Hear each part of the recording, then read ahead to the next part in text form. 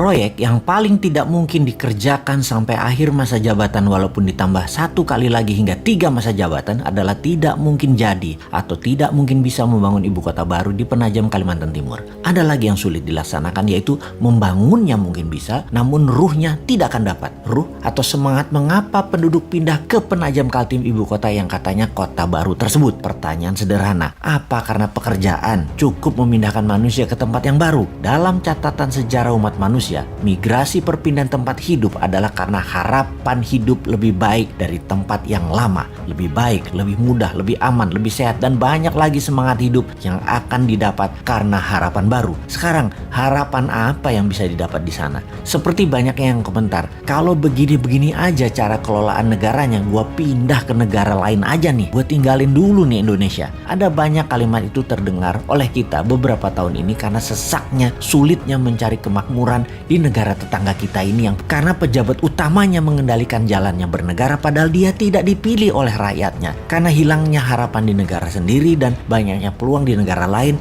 terutama karena lazy money. Itulah keinginan pindah ke tempat lain menuju negara lain menjadi lebih banyak. Kemudian memindahkan orang sebanyak 5 juta ke ibu kota baru. Ini tidak mungkin cepat. Ini terjadi dalam kurun waktu yang lama. Paling cepat dalam 10 tahun. Itu pun harapan hidupnya harus menjanjikan 2 kali dari tempat tinggal yang lama dan dicapainya dengan waktu yang cepat. Kota ini bisa jadi kota mati, mangkrak. Membangun kota seperti real estate saja, Bintaro, BSD, Alam Sutra yang berdekatan dengan vibrantnya Jakarta memerlukan waktu lebih dari 15 tahun baru kerasa manfaatnya. Apalagi pusat pemerintahan, apalagi ibu kota. Asli nggak sederhana, antar pulau lagi. Entah apa alasannya ngotot memindahkan ibu kota yang tidak punya sejarah nasionalnya, tidak ada sektor ekonominya, dan tidak ada sektor keamanannya sebagai wilayah terpenting, yaitu ibu kota. Pangkalan militer harusnya dibangun terlebih dahulu agar kalau ada serangan dari utara, dari Malaysia, Tiongkok, Filipina bisa diintercept oleh radar, peluru kendali, dan jet tempur yang pangkalannya harusnya di sekitar utara Penajam,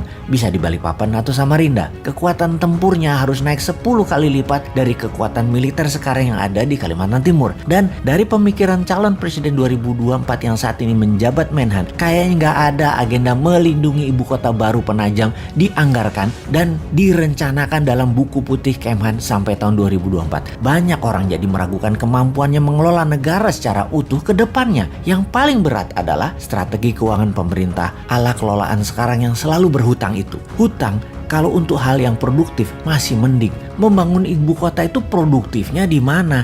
Ibu kota itu bukan profit center tetapi cost center. Jadi lupakan proyek ibu kota yang hanya pencitraan dan jargon. 20 tahun gak akan kelar dan pemimpin 2024 nanti dari Newman tidak akan meneruskan proyek tidak produktif ini. Pasti kita punya rencana lain yang jauh lebih produktif dan jauh lebih powerful. Saran aja nih Pak, saran, ngapunten loh ya, hanya saran. Lebih baik 3 tahun ini tidak usah bangun-bangun baru yang kesannya megah-megahan. Bagaimana memikirkan dan melakukan tindakan yang produktif mengurangi hutang yang selama 5 tahun kemarin hampir ngutang terus sebanyak 5.000 triliun bisa lunas nanti di akhir masa jabatan. 3 tahun ke depan itu lunasi. Biar pemimpin ke depan ringan menjalankan strategi bernegara untuk Indonesia menjadi negara superpower tahun 2045. Jangan minta jabatan 3 kali deh solusinya.